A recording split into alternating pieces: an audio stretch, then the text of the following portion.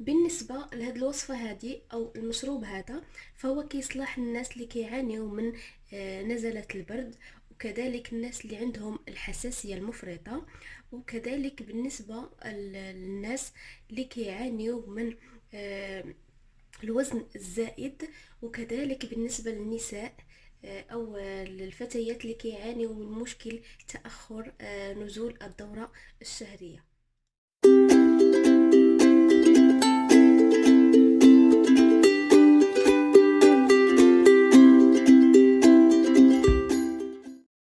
السلام عليكم متتبعي قناة لا حدود مع إلهام، مرحبا بكم في فيديو جديد ووصفة جديدة. طبعا اليوم وصفتنا هي مشروب القرفة مع الحليب. فهذا المشروب هذا هو جدا رائع، ماشي غير مشروب بنين او لذيذ كيف ما كنعرفوا، لكن هو واحد المشروب اللي كيعطينا كيعطي الصحه ديالنا والجمال ديالنا العديد من الفوائد الرائعه والمتنوعه. اذا شنو هي فوائد القرفه مع الحليب؟ المشروب ديال القرفه مع الحليب هو واحد المشروب اللي دافي، كيبغيه بزاف ديال الناس كيبغيوه. فبالنسبه للفوائد ديال القرفه باللبن او الحليب كيف ما كنقولوا، دول اخرين كيقولوا اللبن عوض الحليب. القرفه هي هذه القرفه مطحونه. الا ما كانش عندكم القرفه مطحونه يمكن لكم انكم تعملوا القرفه عواد. اذا من بين فوائد ديال القرفه مع الحليب، كتحسن لنا صحة الجهاز التنفسي، كتقوي لنا الدورة الدموية في الجسم، كتخفض لنا فرص الإصابة بأمراض القلب والشرايين المختلفة، كذلك كتقوي لنا العظام، لان الحليب والقرفه كيحتويو على واحد النسبه مرتفعه من الكالسيوم. لذلك فتناول او شرب كوب من القرفه والحليب يوميا كيساعدنا على الحصول على كميه جديده من الكالسيوم. كذلك هذا المشروب هذا كيساعد الناس اللي باغيين يخسروا الوزن ديالهم، كيساعد الزائد طبعا. فالقرفه هنايا والحليب الى شربوا الشخص اللي عنده كميه كبيره في الوزن ديالو او الوزن الزائد، الى شربوا يعني بانتظام يوميا، غادي يسبب ليه في خسارة الوزن الزائد بشكل تدريجي. والسبب في ذلك يعني غالبا لان مزيج القرفة والحليب كيساعد على ابطاء وتيرة عملية الهضم، وبالتالي الشعور بالشبع لفترة اطول وكبح الشهية طبعا. كذلك هذا المشروب ديال الحليب والقرفة كي يوقينا من العديد من الأمراض، وكيحسن لنا كذلك رائحة الفم الكريهة، وكيعالج لنا مشكل الأرق اللي أغلب الناس كيعانيوا منه. كذلك كيقوي لنا جهاز المناعة من نزلة البرد والتخفيف من أي حمى مرافقة له، كيوقينا من الفطريات وعلاج التهاب الحلق وتخفيف اعراض الحساسيه كذلك. وهذا المشروب ديال الحليب والقرفه عنده العديد من الفوائد. طبعا انا نقتصر لكم غير على القليل منها، وما تبقى نحاول انني نكتب لكم في صندوق الوصف باش ما نطولش الفيديو. كذلك نسيت واحد الحاجه، كذلك هذا المشروب ديال الحليب والقرفه يساعد في خفض مستوى السكر في الدم، وكيعالج لنا عسر الهضم. الناس اللي عندهم مشكل في الهضم فهو كيساعد ليهم، كيساعدنا على الهضم بشكل جيد، وكذلك كيوقينا من مرض السرطان. وبالنسبة للبنات اللي كيعانيوا من مشكل تأخر الدورة الشهرية، فهاد المشروب هذا يعني كيساعد في إنزال الدورة الشهرية في وقت وجيز جدا.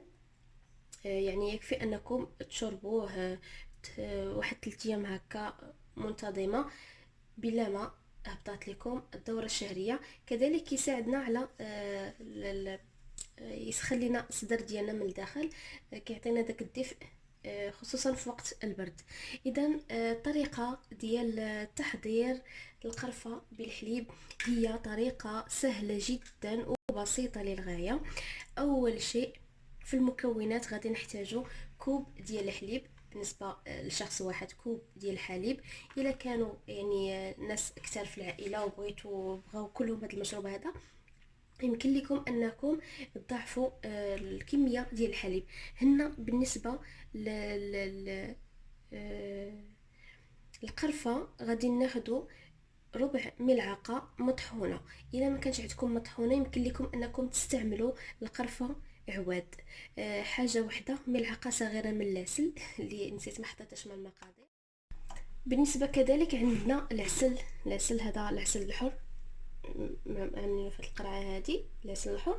الا ما كانش عندكم العسل الحر، طبعا العسل الحر هو فقط للتحليه، وكذلك يعني عوض ما نعملوا السكر فالعسل كيكون عنده واحد الفوائد كبيره وكثيره جدا. الا استعملناها كذلك مع الحليب والقرفه غادا تعطينا واحد الفوائد اللي غنيه جدا. المهم هذا العسل، اللي ما عندوش العسل يكتفي بوضع سكر خشن او السنيده للتحليه فقط.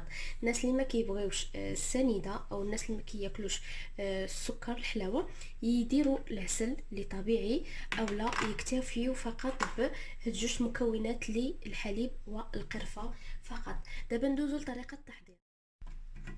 اذا ها هو الحليب من بعد ما غلى ليا، غناخذ الكأس ديالي وهذا نوضع فيه الحليب. من بعد ما وضعت الحليب غادا نوضع واحد ربع ملعقه ديال القرفه، نوضعها في الكأس. وهنا نتوما لكم كامل الاختيار واش بغيتو العسل او السنيده. بالنسبه لي انا غادا نعمل واحد الملعقه حتى الملعقه ونصف تقريبا ديال السنيده، وغادي نحركوا المشروب ديالنا مزيان باش تندمج لينا القرفه مع السنيده والحليب. بالنسبه للناس اللي ما بغاوش الحلاوه يتفاداو وضع السكر.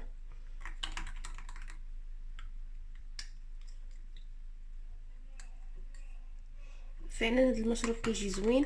وبالنسبه للتناول ديالو، بالنسبه للتناول ديالو فكيكون على الصباح على الريق، وكوب مع الصباح على الريق، وكوب قبل النوم.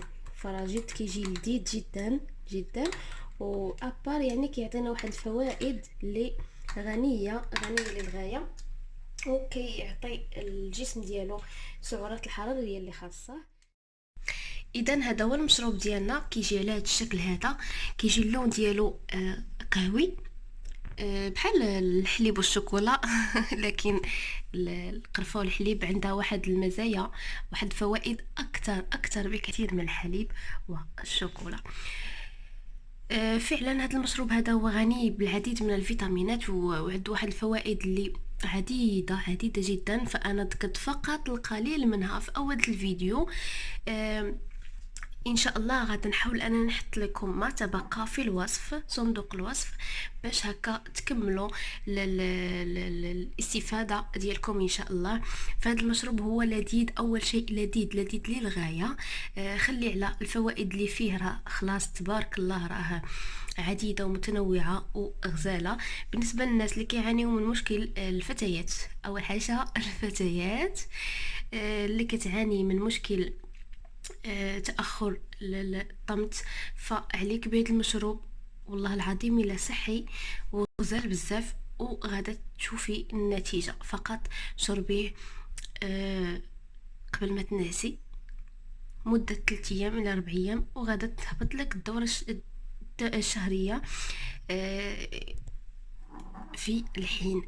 الناس اللي عندهم مشكل في التنفس، صعوبه التنفس، راه غزال بزاف. الناس اللي عندهم ضغط في الدم، الناس اللي كيعانيوا من جميع الامراض، كذلك كيخلي لنا واحد الرائحه غزاله بزاف في الفم ديالنا. كنتمنى الفيديو ينال اعجابكم. كنتمنى المشروب ديال الحليب والقرفه ينال اعجابكم. ما تنسوش تجربوه، راه كيصلح لكل شيء، الوليدات صغار الكبار النساء والرجال، كل شيء. فقط بالنسبه للسكر، اللي ما كياكلش السكر ما كيتناولش السكر يحيدو، ما عنده ما يدير به. بصحتكم وراحتكم، نتلاقاو في فيديو جديد. كنتمنى الوصفه تنال اعجابكم والمشروب ينال اعجابكم. ما تنسوناش من اشتراك